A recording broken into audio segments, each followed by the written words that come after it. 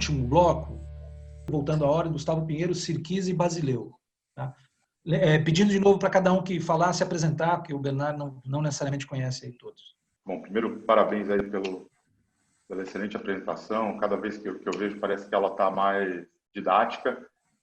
E o André, por organizar a reunião, realmente acho que tem muitos temas e, com certeza, né, acho que a gente precisa de vários debates para avançar. Eu, na verdade, queria trazer uma questão. Naquele estudo, né, até foi publicado pelo Escolhas, né, taxação sobre o carbono, competitividade, correção de distorções do sistema tributário, impactos na economia brasileira, foram analisados dois cenários, né, para a introdução de uma tributação de emissões de gases de efeito estufa. E o cenário 2, né, que traz justamente a introdução da tributação de carbono com neutralidade, né, enfim, até de certa forma óbvio, né, ele é indicado como o melhor cenário, porque você tem menos impacto sobre o crescimento, né, e elimina até a incidência cumulativa do PIS e COFINS ao ser substituído por um IVA.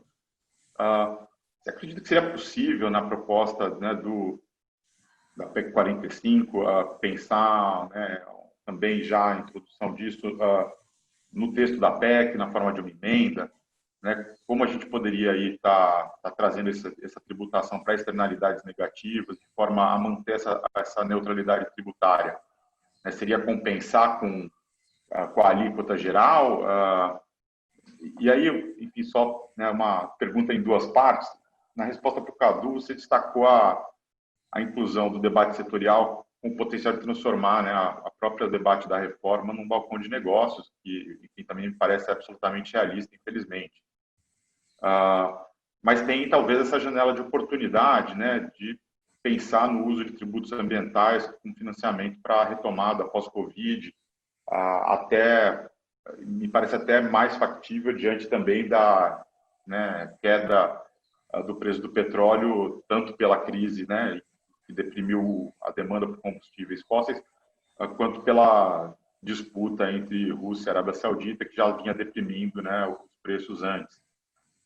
E eu queria saber se você, né, como você considera que isso poderia ser feito, se via imposto de renda também, né, que seria aí como o melhor caminho, se sim como, ou se você acha que seria politicamente viável, ou é wishful thinking, né, da nossa parte, né, de querer tentar trazer isso nesse momento, sem que a gente acabe, né, gerando um balcão de negócios e o resultado seja mais um jabuti que beneficia algum setor que tenha maior influência aí sobre o Congresso. E, enfim, de novo, obrigado aí por essa jornada evangelizadora no tema tributário. Em relação aos propósitos que você assumiu, eu acho que é uma proposta extremamente competente e engenhosa. Acho que e ela, inclusive, tem condições de ser aprovada a curto ou médio prazo, embora ela só vá, de fato, criar os seus grandes efeitos a longo prazo, né? Daqui a 10 ou mais anos, né? Isso a coloca longe do escopo, por exemplo, com o qual nós trabalhamos, que é o cumprimento da NDC brasileira, no caso do clima, e coloca ele até num momento curioso, porque eu acho que daqui a 10 anos o país vai estar percebendo que todas as suas apostas principais na economia do futuro estão furadas. O que a economia do Brasil aposta no futuro? Aposta no petróleo e aposta na carne, fundamentalmente. E o petróleo, de fato, daqui a 10, 15, no máximo 20 anos, vai estar realmente numa crise terminal, porque há um movimento já definitivo da indústria automotriz no sentido de se eletrificar. E, por outro lado, em relação à carne, avança, eles ainda não perceberam, mas avança de uma forma muito mais rápida do que se imagina a carne sintética, criada com células-tronco em laboratório, já existe, já está no mercado, o hambúrguer custa $11, as pessoas que comeram dizem que tem o mesmo gosto da carne normal. Então, dentro de um período aí de 10, 15, 20 anos, acho que a carne vai ser produzida em unidades de produção urbanas, sem necessidade de pasto, sem necessidade de boiada e sem necessidade de açougue. Eles não perceberam isso. Isso vai acontecer. Então, caso essa sua reforma tributária seja aprovada na atual legislatura do Congresso, e ela tem alguma condição de sê-lo, porque ela, de fato, não... o grau de arestas que ela tem é relativamente pequeno, ela vai estar surtindo efeito mais ou menos nesse momento, em que, de fato, a economia brasileira, para os nossos netos, vai estar no momento de ter que mudar completamente o seu paradigma. Essa é a primeira observação. A segunda observação é que, evidentemente, do ponto de vista ambiental e climático, ela não tem efeito. A gente, a curto e médio prazo, tem que pensar numa série de outras coisas, numa série de outros mecanismos que, no caso, por exemplo, da taxa de carbono, eu concordo com você. A taxa de carbono, do jeito que ela foi feita na Austrália e na França, ela, de fato, politicamente foi inviável, ela não funcionou. A gente tem que pensar num conjunto de ações que inclui, de fato, algum tipo de taxação, mas feito de uma forma inteligente. Aí tem toda aquela nossa discussão da CID carbono, que tivemos no ano retrasado. Me lembro também que no ano retrasado nós detectamos no PMR a falta de 2 estudos absolutamente fundamentais. E até onde eu sei, não foi dado nenhum passo no sentido de compensar esse problema, de lidar com esse problema. O fato de não termos um estudo sobre as alíquotas dos tributos brasileiros à luz da sua intensidade de carbono e não termos um estudo dos subsídios à luz da intensidade de carbono. Então, isso, independente de futuramente virar IVA, essa coisa toda, mas isso precisava ser urgentemente estudado, porque teremos, eventualmente, a possibilidade de, a curto e médio prazo, fazer algumas medidas de cunho ambiental imediato, ambiental e climático imediato, e a gente precisa entender, conhecer esse assunto. Os outros instrumentos são os mercados de carbono. Eu acho que o único instrumento de fato acessível rapidamente a ser implementado é o mercado voluntário, do tipo que o Acre fez, onde as empresas voluntariamente contribuem porque é pressão de seus acionistas, fica legal colocar no balancete, faz parte de políticas de empresa, e tem muitas empresas, sobretudo fora do Brasil, né, que têm já essa preocupação. Então, o mercado voluntário, o mercado de carbono propriamente dito, eu vejo o pessoal do PME meio que se masturbando em cima dessa questão, é a verdade, acho que isso aí ainda vai demorar, e o mercado internacional sucedâneo do Mecanismo de Desenvolvimento Limpo depende da regulamentação do artigo 6º do Acordo de Paris, e tão cedo não vai ser resolvido esse assunto. Então, nós temos isso, nós temos a questão da precificação positiva, que essa, sim, volto a dizer, né, a precificação positiva está para os cirquis, assim, com a renda mínima para o Suplicy, né? Eu sou um obcecado por isso, mas, assim, só resumidamente, eu vejo o seguinte: nesse momento está havendo uma perda de riqueza abissal na economia mundial. Você, nesse momento, apontar para uma nova fonte de riqueza, que é o menos carbono, o novo ouro, aquilo que, de fato, é fundamentalmente necessário para o futuro da humanidade, diante do seu principal problema, que é a mudança climática, ele realmente possui um valor econômico já reconhecido no Acordo de Paris. Então, a precificação positiva, que, aliás, já vinha sendo praticada com outro nome, o que o Fundo Amazônia fazia com a Noruega e a Alemanha pagando pela redução do desmatamento, nada mais é do que precificação positiva do carbono.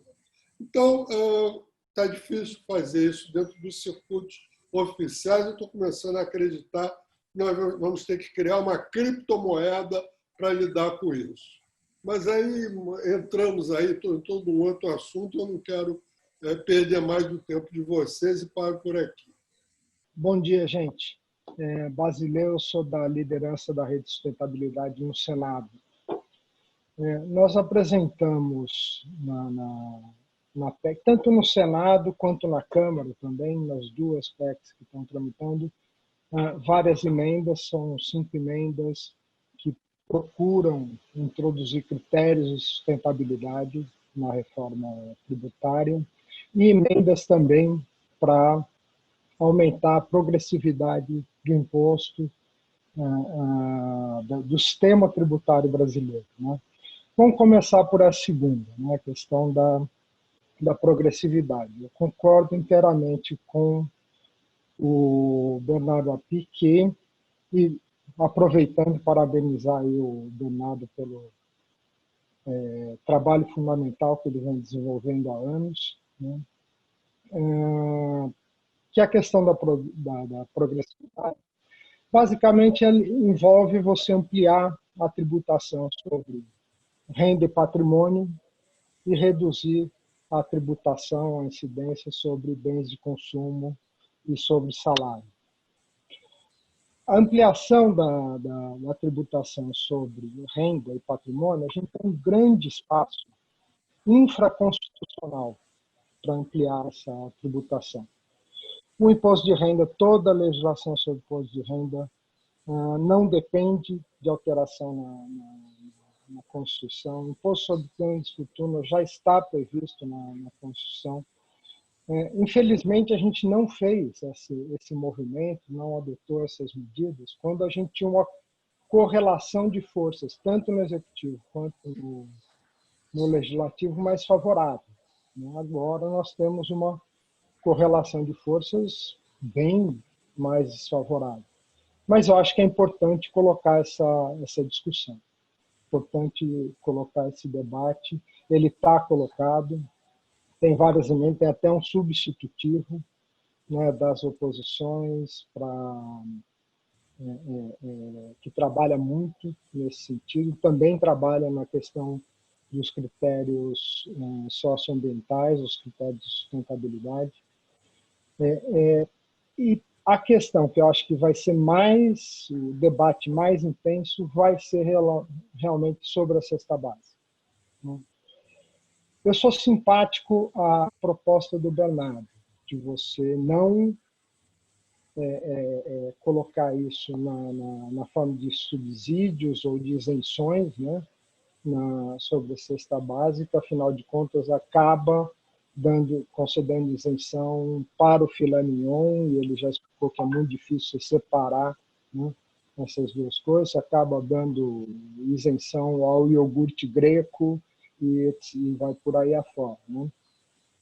Mas a devolução do imposto pago pelas famílias que fazem parte do cadastro único tem uma dificuldade, que é no mercado, que é pelo tamanho do mercado informal no Brasil.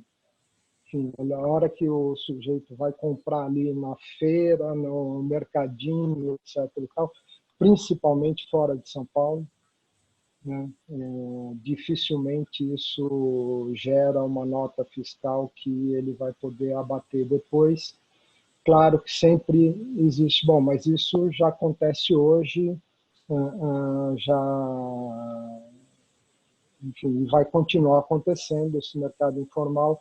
Talvez haja um estímulo exatamente porque, né, a devolução é com base na nota fiscal, um estímulo à formalidade, mas não acredito que isso seja suficiente porque, como o IBS vai ter uma alíquota muito alta, o estímulo à informalidade ele sempre vai ser maior, tá certo? Bom, mas ele já não paga, ele vai continuar não pagando. O produto no mercado informal vai ser mais barato. O problema é que o produto no mercado informal você não paga a última etapa, né? Mas você paga imposto sobre todas as etapas anteriores da cadeia. Então, na verdade, você acha que não paga, mas paga, né? Como é que você vai, como que você pode resolver, né, essa questão aí nessa lógica da devolução do imposto? Apresentamos também várias emendas na questão dos critérios de sustentabilidade. E aí tem duas linhas, né? Uma que trabalha na linha da isenção. Concordo com o Bernardo aqui que é melhor trabalhar de outra forma, etc. e tal, mas tem uma situação política que a gente precisa lidar.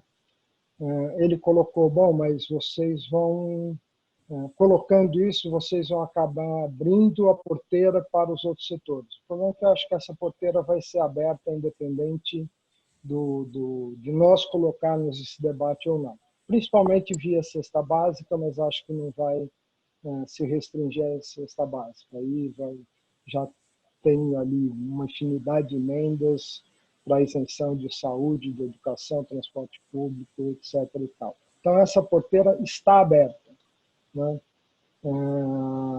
E eu acho que será uma omissão se nós não colocarmos esse debate, essa discussão ali na mesa, né? Mas tem outro conjunto de emendas também que trabalham não na isenção, mas na distribuição, né, dos recursos arrecadado entre os entes da federação. Então, tem uma emenda especificamente que é o IBS ecológico, nós chamamos assim, apelidamos assim, que reserva ali, fomos até bem prudentes, começando com 0,5% do valor arrecadado até 2,5%, aumentando 0,5% ao ano, criando, vamos dizer assim, um fundo que é redistribuído aos estados segundo critérios socioambientais. Aí entra a questão da áreas verdes, áreas de proteção ambiental, entra a questão de gestão de resíduos, entre vários critérios ali, energias renováveis, vários critérios que nós colocamos. Então, enfim, queria que você comentasse também essa questão da introdução de critérios de sustentabilidade, não só na parte da isenção, né, da arrecadação, mas na distribuição entre os entes da federação. Bom, com relação ao Gustavo, ele colocou um ponto interessante aqui, que é como estimular. Na verdade, a redação da PEC ela já prevê que a receita do imposto seletivo, pelo menos durante a transição, já vai ser compensada na alíquota do IBS. Mas eu acho que a ideia de colocar que o imposto seletivo, claramente na parte ambiental, se houver um aumento de arrecadação, isso reduz a alíquota do IBS, cria um incentivo para que você use mais o instrumento do imposto seletivo para fins ambientais. Você garante automaticamente de que não tem aumento de carga tributária. Então, não sei se nesse período agora de temporariamente em financiamento da crise, mas estruturalmente a ideia é interessante. A ideia é interessante e isso seria uma coisa que poderia ser proposta dentro da PEC 45, que é falar o seguinte, olha, nós não queremos aumentar a carga tributária, nós queremos desestimular aquilo que faz mal, que é ruim para o meio ambiente. E isso talvez desse para fazer dentro dentro da PEC, sim, e já estabelecer um critério de que o que aumentar de arrecadação aqui, teria que ser um tributo federal, automaticamente vai ser compensado na alíquota do IBS, no IBS federal. Achei a ideia interessante. A parte de imposto de renda, dá para fazer política de imposto de renda, mas como o próprio Basileu colocou, imposto de renda é tudo infraconstitucional. Eu, honestamente, não colocaria nada na Constituição que complicasse o imposto de renda. As grandes vantagens do imposto de renda é que na Constituição ele está bem limpo, deixa como está e resolve tudo pela via inconstitucional. O Sirkis colocou um ponto aqui, e é verdade, assim, a PEC 45 não foi pensada do ponto de vista ambiental, é verdade, eu sei disso. O que não quer dizer, eu queria deixar isso claro, que eu não acho que a questão da tributação ambiental seja irrelevante. Eu acho que é extremamente relevante. Na verdade, a gente está agora, dentro do Centro de Cidadania Fiscal, a gente fez a PEC 45, que é de bem serviço, estamos trabalhando na tributação de imposto de renda e folha, que a gente acha que tem que ser tratado junto. E o nosso trabalho todo é fazer alguma coisa que vá na linha do que tem que ser feito, mas ao mesmo tempo consiga ser aceitável, inclusive para uma pessoa que, se você colocar o tema mal colocado, vai gerar resistência. Mas eu acho que a gente vai entrar na agenda ambiental, sim, mais para frente. Não posso falar agora porque a gente é muito pequeno, a nossa capacidade de trabalho é limitada.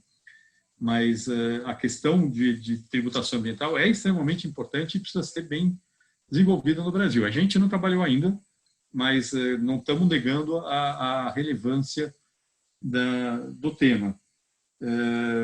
A questão de que o Brasil está apostando na questão errada, acho que até a PEC carne, acho que concordo, mas não é a PEC 45 que tem a ver com isso, são outras políticas públicas que deveriam estar focadas em resolver isso. E o Sirquis tem razão, os efeitos da PEC 45 são de longo prazo, sim.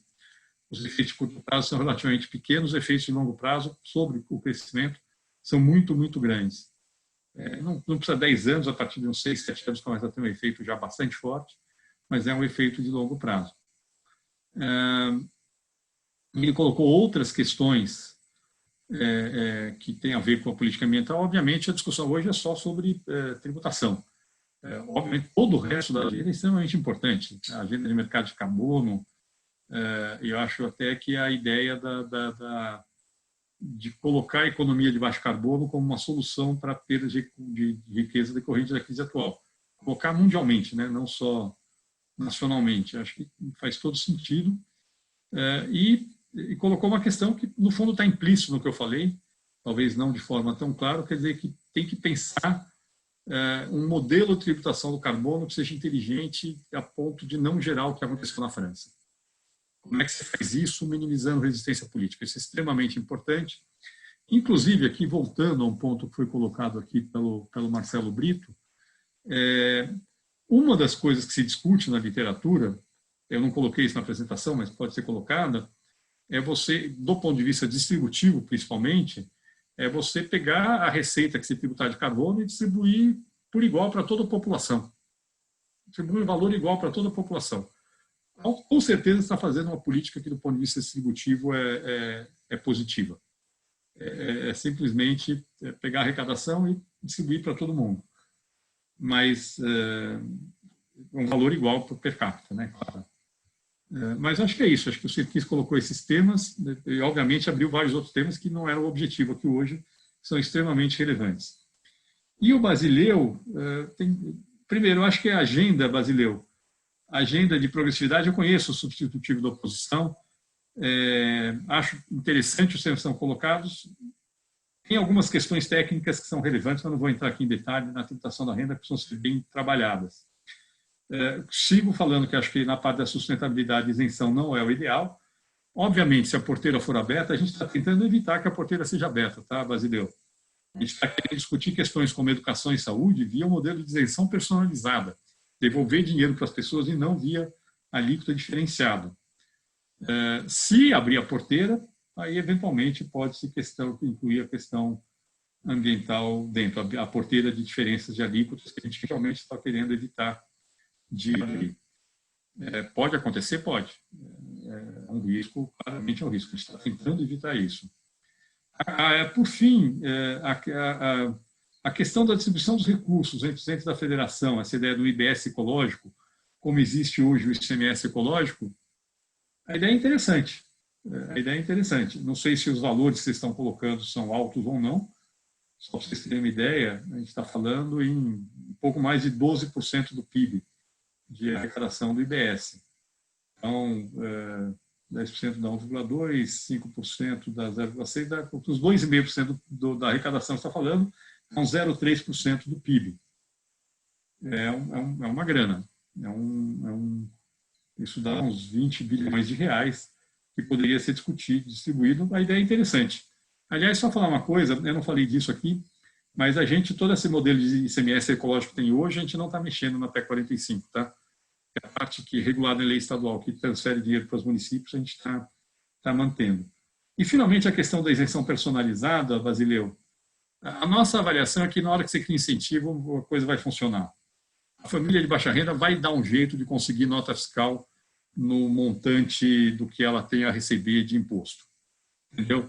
A gente poderia, seria muito mais simples, Basileu, muito mais simples, inclusive, para exonerar a cesta básica, em vez de adotar esse modelo de isenção personalizada, simplesmente falar, ó, eu vou transferir para as famílias que estão no cadastro único um valor X por mês, que eu calibro em função do imposto incidente na cesta básica. Seria mais simples, bem mais simples, aliás. O efeito seria, na prática, igual ao que a gente está propondo. Por que a gente está propondo fazer nesse modelo? Porque no modelo que a gente faz de isenção personalizada, eu estou falando, estou devolvendo o imposto que você pagou, eu consigo fazer isso tirando direto da Agência Tributária Nacional sem entrar no orçamento de nenhum ente da federação.